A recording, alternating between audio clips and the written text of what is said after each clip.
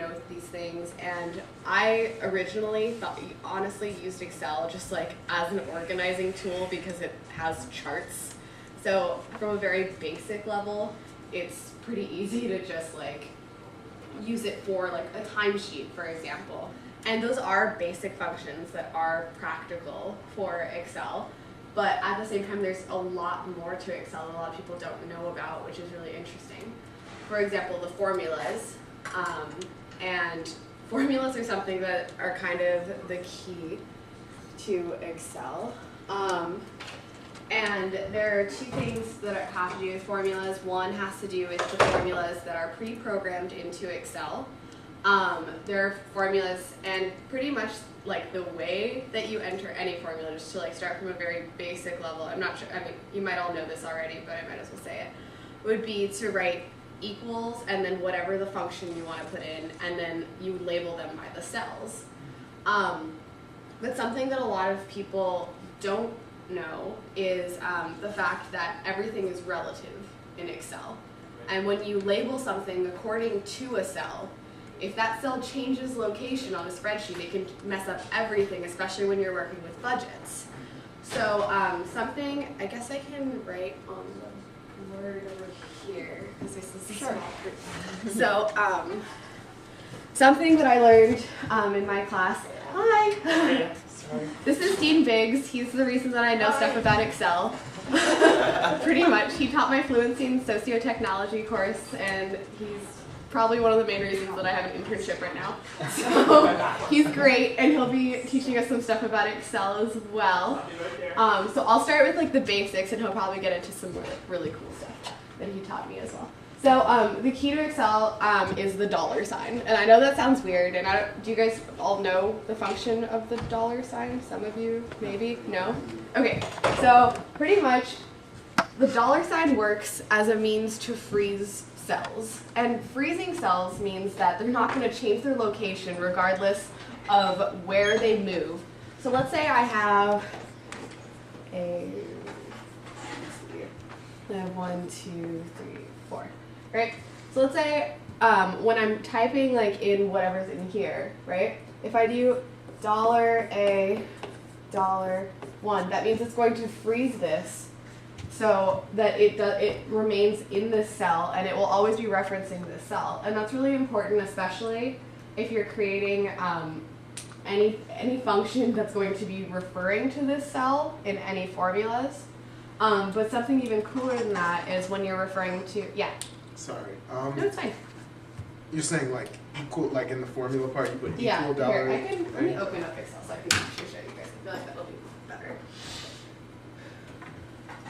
Okay.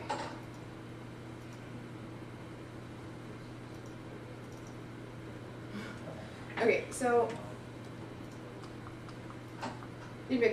I do $A. Sure. And then you dollar. Yeah, that's. You still want to say equals. Equals, and then. But how much can I ask and find out what kind of experience you guys he have? like uses budgets. He doesn't know too much about Excel. He hasn't really used it that much, and then you've used it for like data in classes. Okay. What's your name? Pat. Pat. Jeremy? Jeremy. Good. And what's your major? Biology and anthropology. Okay. And what's yours? Possibly philosophy. Philosophy. And are you using it for? Okay. It's for something. You're just trying to learn. I'm just. Yeah, and it's good. It's good. No, I understand. What's like? Hi. And what are you going to use it for? You said there was a different use. I actually use it for some budget financing and some calculating GPAs and all that stuff. Okay. What I would say, Alyx, is this is if you guys are, if we're just starting out, it's probably good to put in context what the idea of a cell moving really means and why you don't want to move it. So what you want to do? What if I grab? Yeah. So one of the things that's neat about Excel, and I'll give it back right away, but the beauty of Excel is that when we come in here, there are all sorts of sequences and patterns that it's going to understand for us, right? So what you do is you take this and, I'll do that. You highlight this whole thing, and then you continue holding it down, and it's going to extend that pattern for you, right? Now that doesn't just apply to these ordinals. What you can also do is take something like January and February when you're planning out your sheet, March, and you come down here and you extend this across, and it's going to add all the months in for you, right? So when you're planning your budgets, this is a really nice tool. Needless to say, when you're saying 2007, 2008, 2009, and usually I find you need to put in 3, right? And then that's gonna, and you can just extend that. It's gonna give you all those years. Now that's sort of the dragging part. But what Alyx is talking about, which is great, is let's say I have what would it be? So I've got 2 numbers that I want to add. So I say 300, 300, and I can go into some other examples of this. 300, 200, 300, 100. This is heavy math. 400, 250. All right. Now I know I want to always add up those 2 columns, right? So I go equals, and I'm going to say B2 plus C2, and hit enter. Now the reason, what's going to happen now, and for me the first time I went through this, this was really counterintuitive. You come here and you're going to extend this down, and it's going to look at each one of those. And so what the equation is really saying, because you don't have a dollar sign up there, but that equation is really saying, it's not saying B2 plus C2. It just appears that way. What it's actually saying is, I want you to take the cell that's 2 spaces to my left, and I want you to add it to the cell, and to the cell that's 1 space to my left, and put the total here. So that when you extend that, it's going to do this same thing all the way down. Now, if we put, and then I'm going to hand it back to you, Alyx, because I think they'll be up to speed. If we said, I'm going to put a dollar sign here, now what we've effectively said here is, I want you to take whatever's in B2, always. Don't move. Don't ever change. So it'll always be 300, like that value. Yeah, and that value is going to add to then, when we extend it down, that value is going to add to everything else. So if I extend it down now, you see that 300 is adding, and it changes these guys, the rest of the guys up accordingly, right? So it's the 300 plus 250 and so forth. Does that all make sense? Mm-hmm. And so that's really one of the reasons why, when you don't want a value to change, you want that equation to stick, that you add the dollar signs that is particular. Do you guys have any questions? What kind of purposes do you use this function? Like, do you have kind of an example Well, of I why guess. you want to add just only 1 cell to other cells? You know what I mean? Like Well, what's- let's say for example you just have like a given value that you want to add. Like I guess in terms of like sequential, like when it's like moving with dates, you probably don't want to do that. But let's say that you want to create a total, right? So let's say that at like over here, I want to write like, let's say I'm going to make a total, and then here I'm going to do equals, like this. Sorry. Plus this plus. Okay, let's say that I just want to like, cause I'm gonna just add these, right? So let's say I have this total now, and let's say that it's gonna be updating as I change that total, right? But then I want to do a manipulation with this total. This cell is always, I want it to always be this cell. So if for some reason, because the budget sheet expands or something, you always want it to be relative to that total. And also, I don't know, Dingrix, if you want to help me explain macros, like and Sure. what those are, and Well, like how we can create You and I those. have, if I can have a second, I can pull up Yeah. My, Let's do that. sorry, I was running a little bit late. Oh, no, it's fine. Um, There's rain and the weather is just Yeah. horrendous. I completely forgive you. It's, now we can get online. Is that right? Yeah. That's no problem. All right, very good.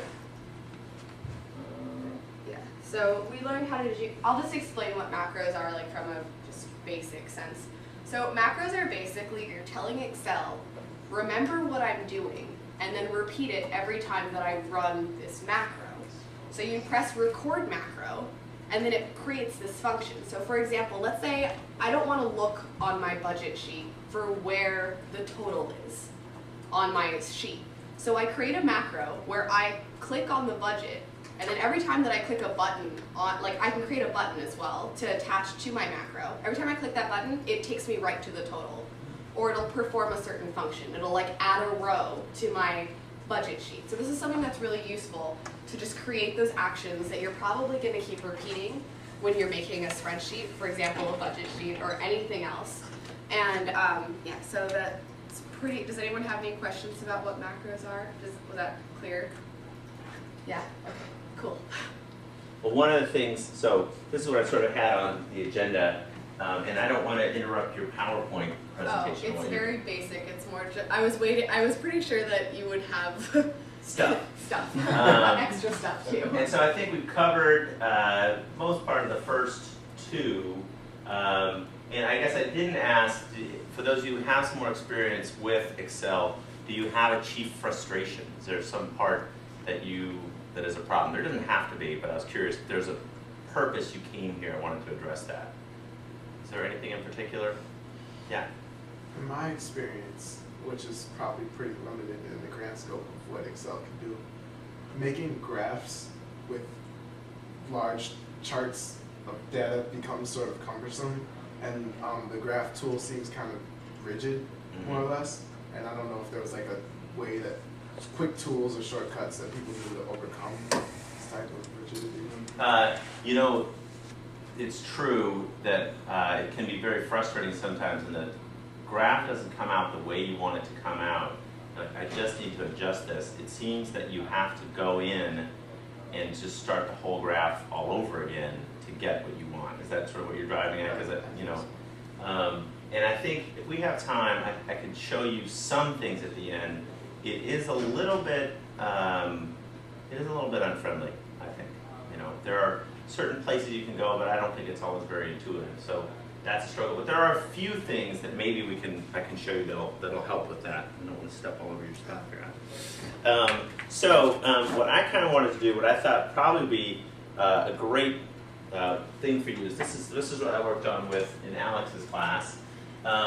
This is a quick spreadsheet of a budget, right?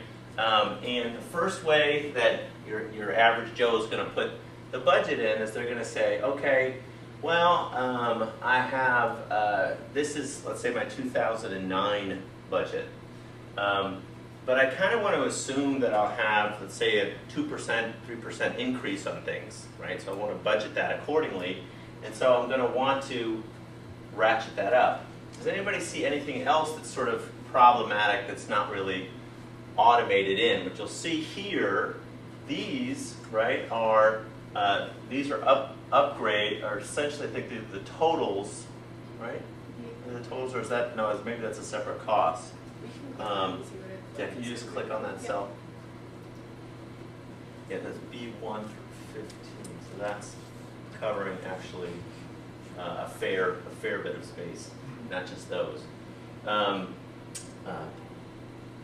Actually, can you scoot it over just a little bit more, Alex, so I can see which B it is? I can't see. Wait, for... So I can see the numbers, I'm sorry. It's, B1 would be, it would be 180, so number of locations. So you're basically talking about how many actual places you have people working at American. And then 15, oh, there we go, that sounds like, yeah. right, so this is, so I've got my cost that I've got 180 locations. It looks like individually per location is going to cost that, and I want to know what my total is going to be, so I've got my equation here.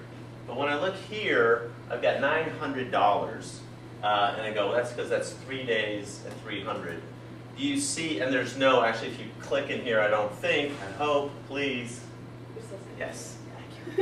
There's no equation in there. Do you see a bit of a problem there if you're setting up your spreadsheet why you'd want to do that a little differently? And you may think, oh, well, you know, I can just update it, it can change, but trust me, as these things get bigger, you can never remember all the moving Now parts. the location of the total number. Hello. Moist, huh? The location, sure, you could put in the location. That would help you understand, Right. So right? How about sort of, yeah. So you're saying you should put separately the number of days and then Yeah. form a formula to take the number of days? That's what I was kind of shooting for. So if you come in here and you're talking labor, you're going to want to say really more like have something here that says number of days. You might even say it more broadly as number of units, right? And then price per day or per unit. I'm going to put the 3 in here. Yes, I am. And then I'm going to put 300 in there. And now I'm going to say this equals this times this. Now, and this is, I feel like such a kid in a candy store. I mean, you guys may not get terribly excited about these things, but you know, you go, okay, well, it's going to be 5, it looks like it's going to be 5 days, and bam, you know, that total updates. And not only does that total update, but if you notice, this total upgrade, that number changed instantaneously. All of the numbers along the chain, like that, you can watch. And let's just do it again, just to have fun here. So we'll go up to 7. So bam, it's like it's all changed instantly. Now, what you may get, and this is where we get into this dollar sign idea, is so these were better times that when I did this class before, we assumed an 8% increase. I think now, assuming like a 4% increase is probably right. And I'm going to want to have all of that, let's just say, and I'm just sort of doing a little back of the envelope stuff here. So this will be for 2011. We'll say this is 2010. I guess I want to get this guy up here. Right? So, how do you guys think? How am I going to do this? How do I get, I want 2011 to be all the costs, everything I've got here, everything I've got here, you see there, everything I've got here, but I want it to be all 4% more. So, now with the tools we've learned so far, you already can do this. Yeah? Are you saying add the land, wind, and NOC upgrade? I'm saying we're going to make these same assumptions, right? We've got this, and these are the costs that we're looking at. And let's say we got none of it done. Nothing was accomplished. And so now we're projecting, okay, so now we're going to look at how much that's going to cost in 2011. So I know, okay, well, I've got all these costs, and I'm going to assume that my costs are all going to go up by about 4%. Right? Oh, so you want to multiply the percent times. Very good. So, but this is where it gets tricky, right? Ax, do you want to have the pleasure? So let's do the first one. We'll take total labor, and there are some problems here, right? If we're multiplying here, in addition, we're sort of adding 4% and then multiplying. So that one we wouldn't do. But let's take, Alex, if you can, take it under E. Actually, make E, and then go equals, and then probably we'll take B. Just B in Yeah, general? B4. Okay. And then times, well actually times, what's it times? 4%. Times 4%, if I do, so, and to do times 4%, it's going to be times 1.04. All right. Perfect. Now we'll hit enter, bam. Now, let's take that guy and let's just extend him down. Oh, okay. See the problem that we're running into? What's our problem? Oh yeah, it's not reading the correct numbers, I guess. What is it reading? It's F2 is being dragged down as well. Exactly. Right. What that, remember what we said earlier, what this really is, this E4, what that really is in that equation, Alex, can you, oh, it's highlighted there, isn't it? What that really is I want you to go to the right one, and I want you to go up 2, right? So once it goes down, it says I'm going to the right one, I'm going up 2, going right one, going up 2. We don't want it to do that. So to not do that, ta-da. Now for you guys who are, and now give it a go. See how lovely. Oh, yeah, I see. So what did you, how did you do that? I missed what you Okay, did that was so different. up here, to fix it on this cell, the one that Yeah. says 4%, I just put dollar signs in front of F and 2 to freeze the row and the column. So that itself said that every time that you're gathering data as you're moving down in a relative scale for B, I'm always going to pull from the frozen cell of F2. Of F2. And that's why it'll go down like this. Now, so that you guys fully understand the concept, I find it's just easier not to think it through and to just put a dollar sign in front of the F, put a dollar sign in front of the 2. But is that, in this case, is that really necessary? Because remember, what the dollar sign is doing, dollar sign F is freezing the column, so it's not going to move from the column. Dollar sign 2 is freezing the row, so it's not going to go up or down, right? So, do I need both? You need only the column one. Do I need, so let's try that. So if I remove the thing from the F, is that what you're saying? Give that a try. All right, now, let's see what happens. Right, so B4 times F2, yeah, right, so say it in a different way. We are freezing, we need, so what you did, to be clear, you didn't freeze the column, you froze the row, right? So you would want to freeze the row, just so that's, yeah. Is it important to make distinctions like that? Like, does it make your graph more efficient to No. do? Okay. I don't think it's worth it. It's a fail-proof way to just do it on both. So there's really no reason not to, because there's a lot more room for error. But there's actually another way that you can do this, and that's by actually naming the cell. Okay. How do I do that again? I know how to do it properly, but I know I haven't worked on Excel for a while. Is it like over here? Where is the function to do that? Okay, so what we can I'm do. used to having a PC for this, so I'm like really Okay. confused. I think that's actually as straightforward as you come in Maybe here just right-click and you can or- come in here and just Oh, that's what say it is. Right. I was like, why did I type it in? interest Yeah. cell. And Boom. never Now- use spaces just in general when you're labeling things, just because the computer will probably get upset with it. Just saying. Yeah. Now what you can then do is you can say, and this is easier to conceptualize, and I haven't experimented with this one a whole lot, so Yeah, and then, you're right. And then it's there. there it So, is. yep. They like save it. So it's, Come on. yep. Boink. And so now the cell isn't called B3, the cell is called whatever you want it to be called. And that does, sorry? It's a lot easier. Oh, it is. Yeah. It is easier. You know, like to remember conceptually that Yeah. that's in E3 and this is in E12.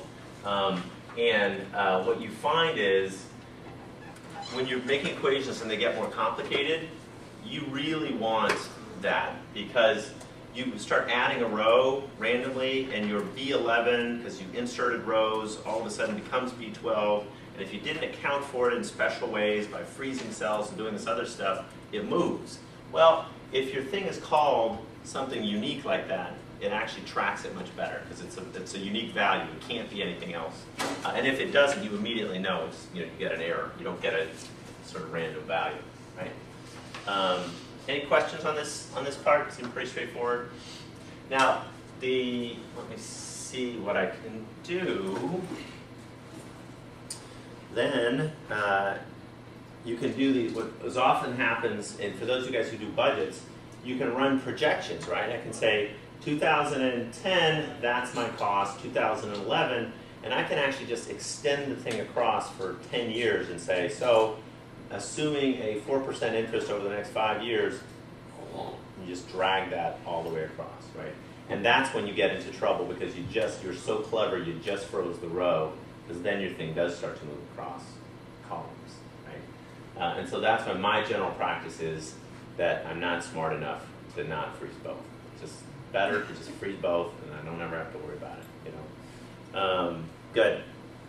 So I thought what might be good to do is to go over, let's see, some of the basic items. What I have there. Oh, sure. Well, we can do that.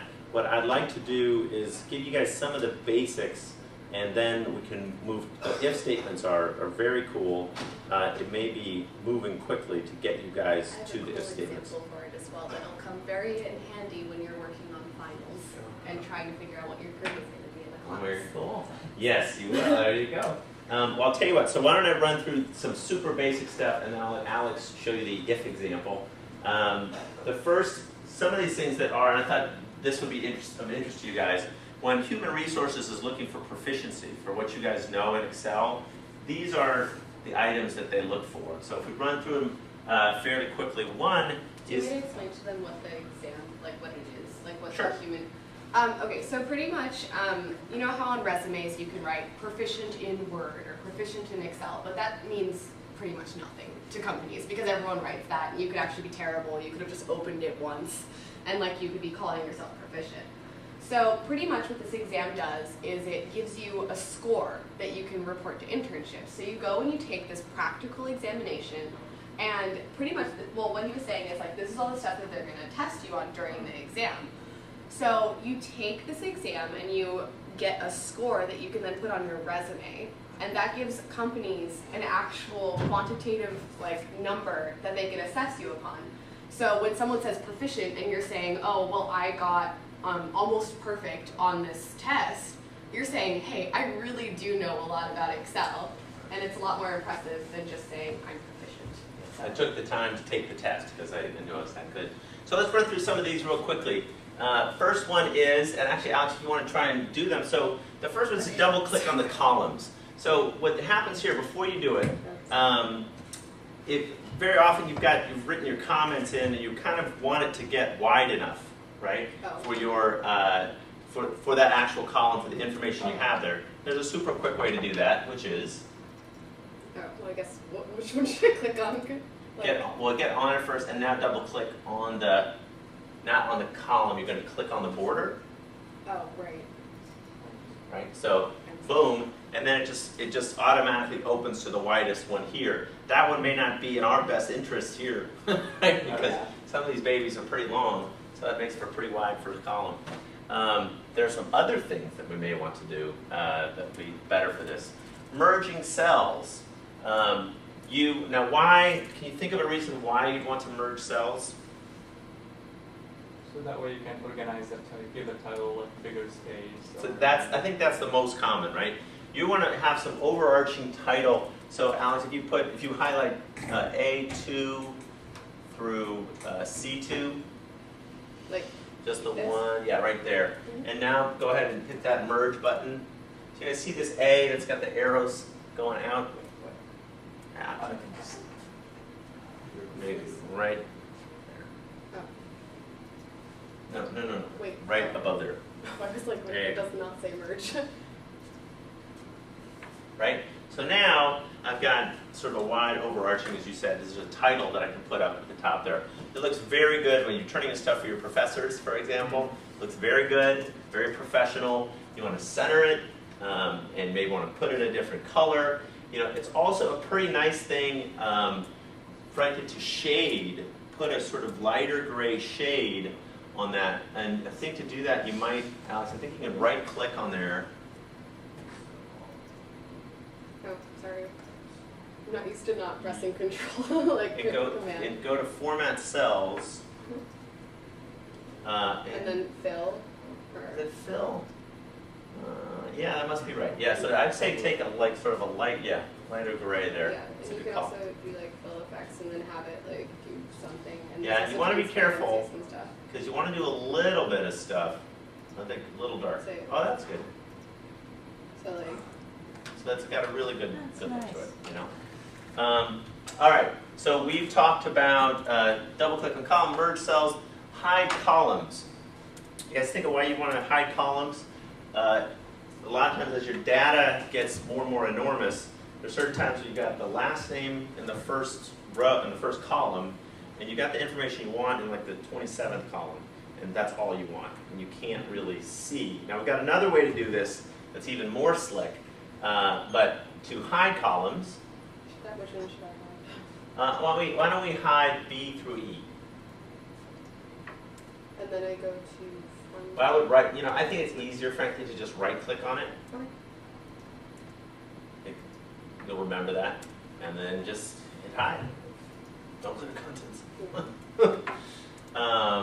And so now there's one sort of issue here that you might run into sometimes, is that you sort of forget that it's there, right? So that it has a darker lines in the center here. Yeah.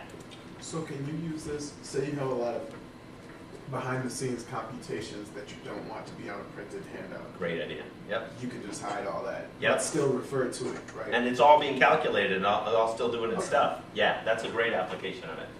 Now there's another way, let me see, oh good, it's next. If you've had that thing where you've got the titles at the top, and you've got the name on the side, and you start scrolling down and you go, okay, which one was the address? Because you can't see the title anymore. You can use what's called the freeze panes function.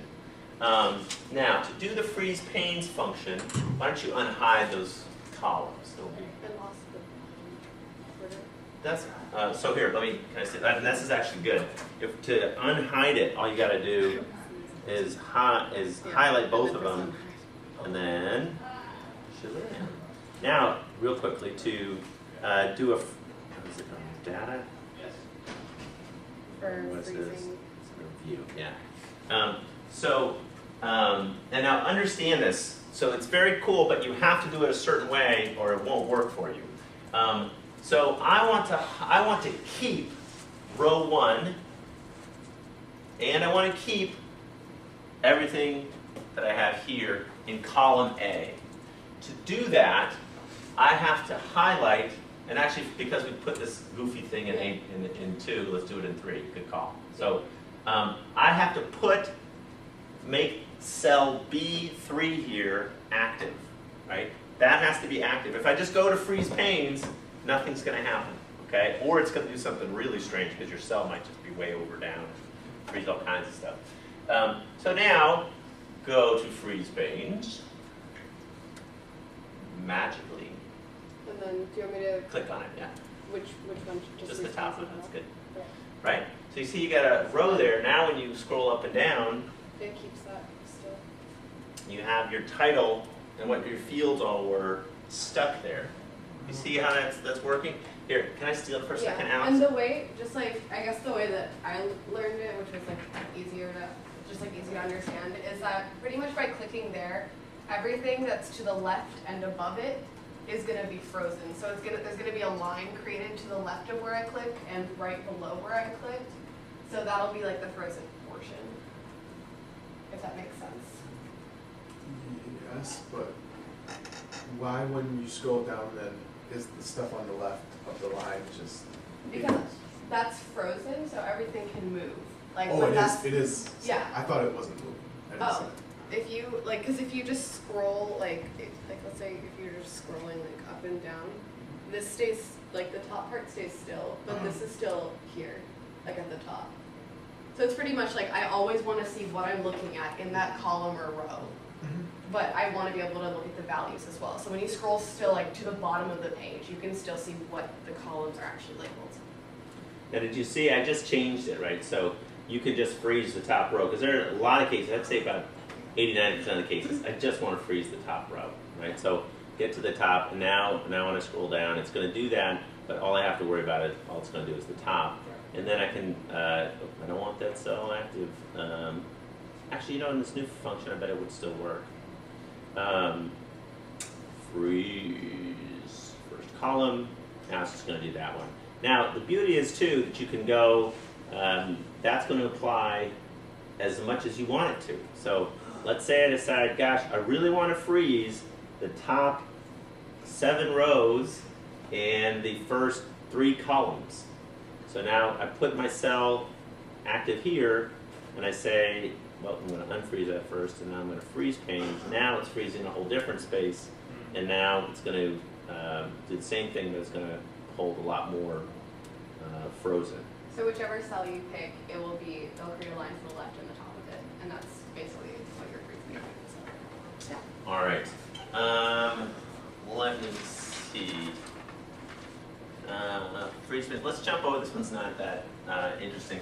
Renaming the worksheet. In case you guys haven't, I think it's pretty common here to just leave your stuff sheet 1, sheet 2, but it's actually a lot more helpful if you can put information, what is contained in here, and that's very easy to do. So you can double click on it, or you can right click on it, and boom. Were you able to do that in 2003, or this is only 2007? I think you had to right click it, and I think the double click came in 2007. I don't remember. You can rename or do the other one. I think I did it under Excel. So rename the worksheet. Now, you can also, if you've had this, where you remember something or you go, oh, I really wanted this sheet, really should be the first sheet, that's actually very doable too. Okay, so you're pressing down on that and you're holding it, and then you just drag it across and drop it. Okay? That's how you rename it, how you move it. We grade the background, actually jumped ahead on there. Sorting. You guys know how to sort? Because sorting is pretty sweet. All right. Let me see. Do I have data? I may have. Yeah, there it is. Wait, Go this back. one? Basic items. Yeah. So let's look at Bill and Hillary over here. And there you go. Go to data. Sort.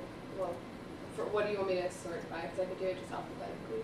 Yeah, just sort alpha, right? And so you have all your data sorted instantly. Now, another thing, and we'll just do this real quickly because I don't know how much you guys handle these sort of sets, but this part is was one of the sweetest things that I got to work with.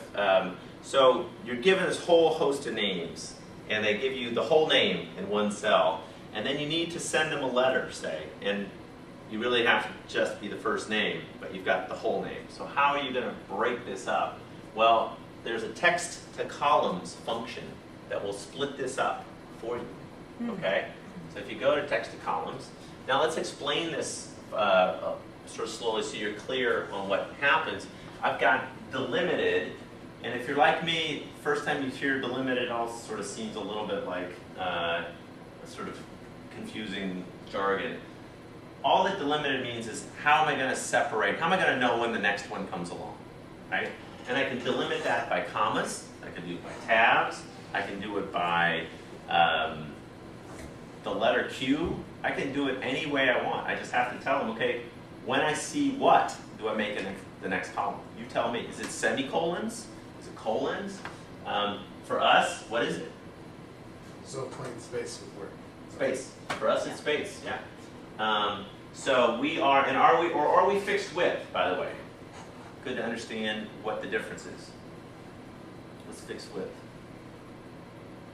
Fixed width is, you know, maybe it's just me, but the first time I ever read something like that, I'm like, oh, what, that must be something, and then it's like, it's the number of like characters. Width. So pretty much if you're gonna have like, let's say you have like dates, like 2000, like where it's always gonna be 4 numbers, like in what you're dealing with, like that's one thing where you would have like fixed width and it would make sense.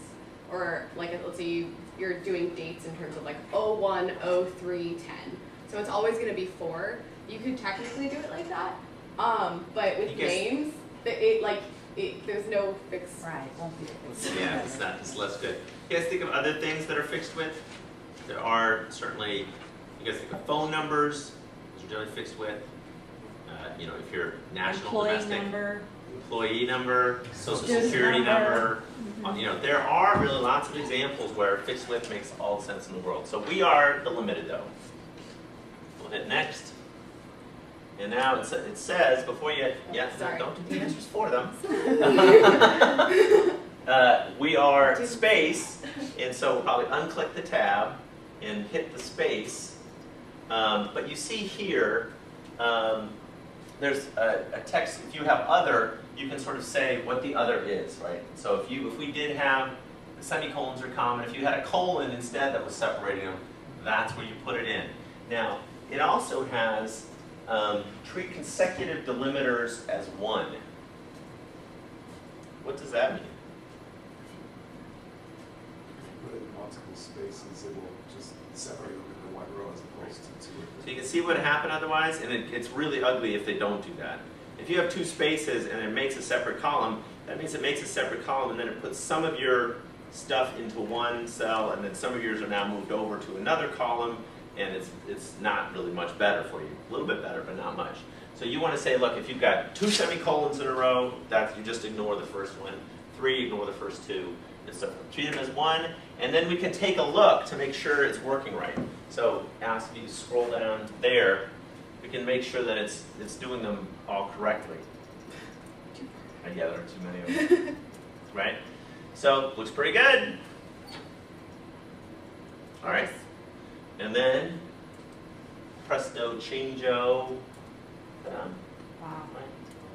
And you have to those people who've been working stiffs and you've had some massive data set that has, 1,000 of these, you just, life is so beautiful, It's just a great thing. So that one is called text to columns. Okay. Let's see if there's anything else you want. So I think sort is going to be very useful for you guys. Text to columns is also helpful. Recently, I had a friend who was working on a data set, and this remove duplicates is actually new. In those situations where you're trying to combine 2 data sets, and you see that there's the same record, if they see that they're the same, it'll just chunk, just get rid of the extra one, which is lovely. If you sort right now, will it sort the first name and the last name, or we have to highlight Let's both do of them? that. So this is an important thing, and it's important that you understand what's happening here, because it will be a disaster if you do this the wrong way. So it's asking us, are you sure that you just want me to sort this, and you don't want me to sort both of these?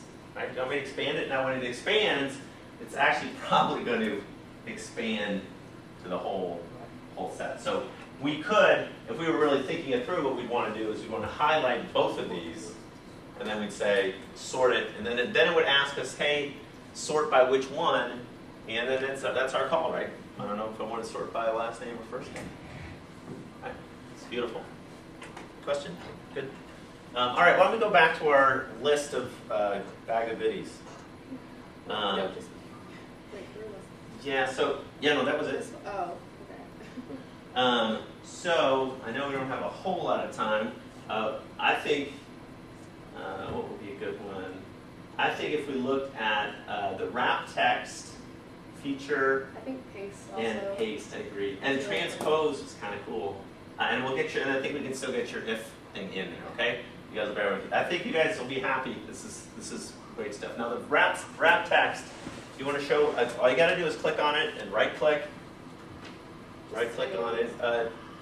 Yeah, that'll work. Go to Format Cells. Go to, I think it's Alignment. Yeah. And then wrap text. Right? Now you see what's happening there? So a lot of times you get these cells that go over other cells, and you all you want to have happen is you just want this to stay here. There's another function called shrink to fit. The shrink to fit Very small.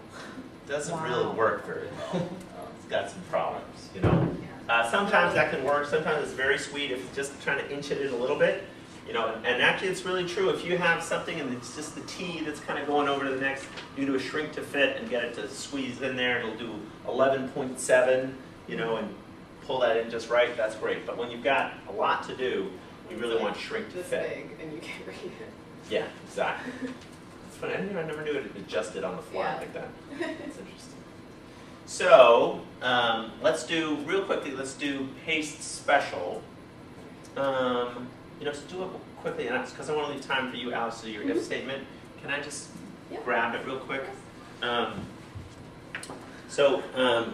paste special, I come in here, I want to copy something.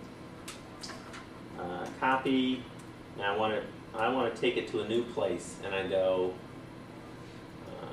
where's my... If you just right click, it does it as well. And then, Yeah, did it copy it? why? It's a Mac feel like keyboard. I'm missing a So, evilness. All right, let's see if we did. I guess we didn't. Copy. Nope, it's not. yeah. What am I doing? It's Hold on, wait. These computers really It's the confuse Apple. me. I'm just gonna do it like the does basic. it work? No, but does it work from the command line or does it work from? That's what it might be. It might not be, but anyway. So there's Perfect. paste Yeah. specials. Awesome. So you come to paste special. Now, important to understand the distinctions here, right? So if I say paste all, it's going to grab it all.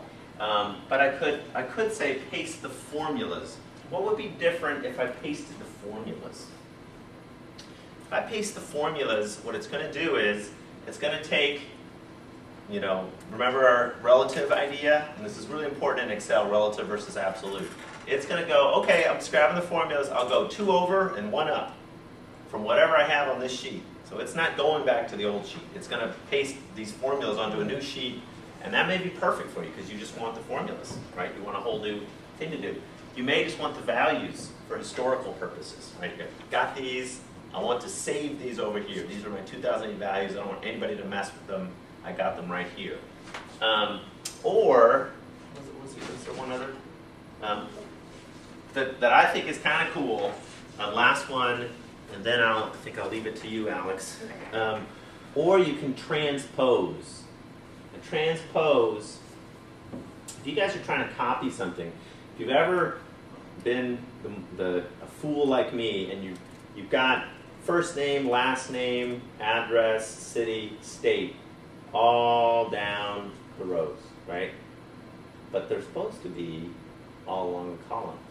Now you have all your data all filled in, and there's no way to move that, switch that around, you know what I'm saying? So if we transpose, it will do that for us. Now, I don't know what this is going to look like, right? Yeah. But you see, it pulls what it's basically done, because I only highlighted that one row, it's taken that column and it's moved it all across for me. But it's even more awesome than that. If you take a huge data set and it's got everything on top, and then you've got the stuff going down the rows, it will take that and switch it for you. So, and that, you can't, there's no other way to do that without copying and pasting 100,000 times. So that's good. And do the if statement. Cool. Is that this? Or do you have it like in here, or should I just use the? I'm not sure if it's in there.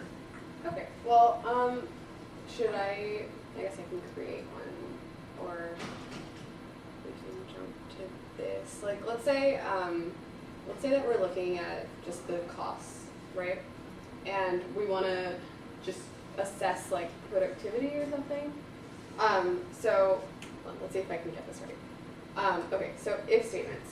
So pretty much you're writing, if something comes out to this value, I want you to write this, like write a text something. So let's say I want to write like under, like over budget, or like watch your budget or something like that. So so if, and then I would do this.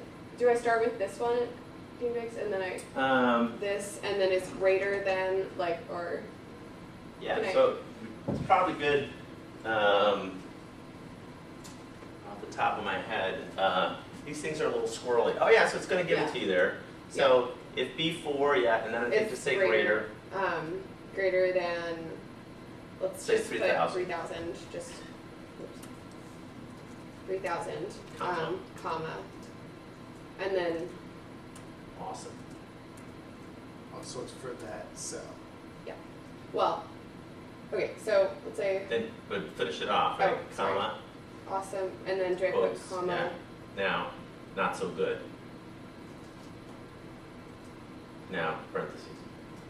Okay, So if I pull this down, Oh, interesting. it'll tell me exactly what I'm looking for. And also I could put it greater than and equal to. Like let's say like 3,000 is like your limit, so I can like change it. Right? Wait, is it, or is it the other way around? Well, or you can just change your value. I mean, True. you can try that. I mean, But anyway, so that'll like actually like give me a projection of how I'm doing.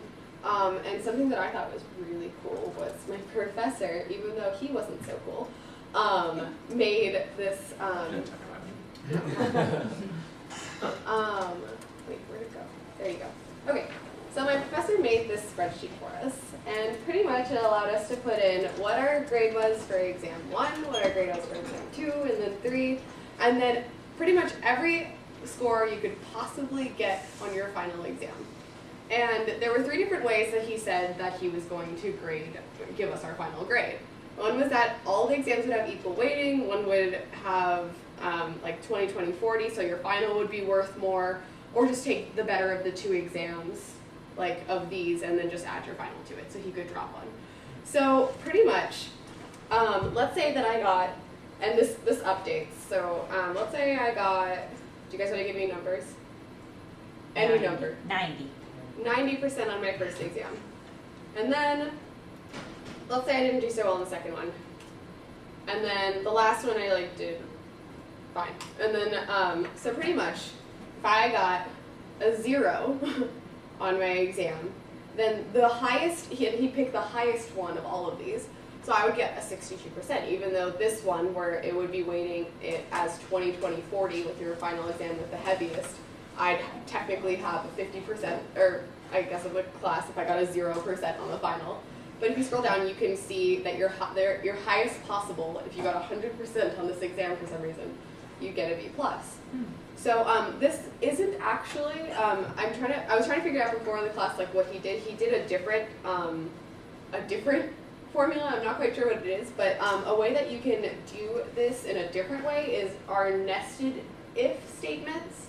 And do you want to help me? Well, write? you know, I think that's a big topic in 30 seconds. I gotta say. What?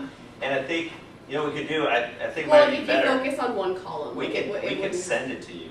You know, if you guys send you the equation, because yeah, what it basically does is it says if it's this value and you take the highest value, right, then output this answer. So what are you outputting? You're outputting A. So if it's greater than 93, output A. Then I say, oh, it's not greater than 93. Well, if it's greater than 90, then output A minus B plus, right? Oh, it's not that. And I have to tier it the right way, right? Because if I say it the other way, if it's greater than 60, it's, oh yeah, it's greater than 60, then I get a D even when I get a 90, if you guys are following how the logic goes. So you have to nest that if the right way. 93, you're going to start with your highest grade and you work your way down. And then, and this is the beauty, Alyx can show you, you know, when we were talking about dragging it down, so for example, as a teacher, I do that if statement, and then I can go, and once I've got my statement correctly written, I just drag it down all of it, and it's going to give me the grades for everybody, right, for all those situations. So you can, and then the beauty is also, then if somebody has a grade change in the 3rd grade, you know, their 3rd grade is this value, boom, you plop that in, everything just changes, updates automatically. So it's great stuff, a great way to track your data if you guys are working from data sets in classes. And I think in terms of presentation, I really would consider strongly thinking about your presentation, grading, centering, those sorts of things, because when you're giving those to a professor, it shows that you have a really good understanding. So. Very good. You guys have any questions? We kind of zoomed through the end there, but I do think that the if and the nested if statements, those can be great. You guys may have one thing in particular, text to columns, or the not sure if you fit that wrap text that you go, oh, that's the thing that I need in mind. Do any of you guys work with exponentials or square roots? Not really. If you ever did, those are, you put your number and then you use caret, And then if you were saying to a certain power, you'd say caret, and caret is C-A-R-E-T, right? So 3, and that's going to be x to the 3rd power. And what's going to be the square root? You guys remember? It's kind of took me back ways. You're going to do the caret to 1/2, right? Yeah. Right. So, or you can say 0.5, and it'll run all those values for you. There's another feature called, are any of you guys in the business school? I am. Yeah. Kind of. Well, so NPV is a really neat thing that we also don't have enough time for. But NPV is net present value.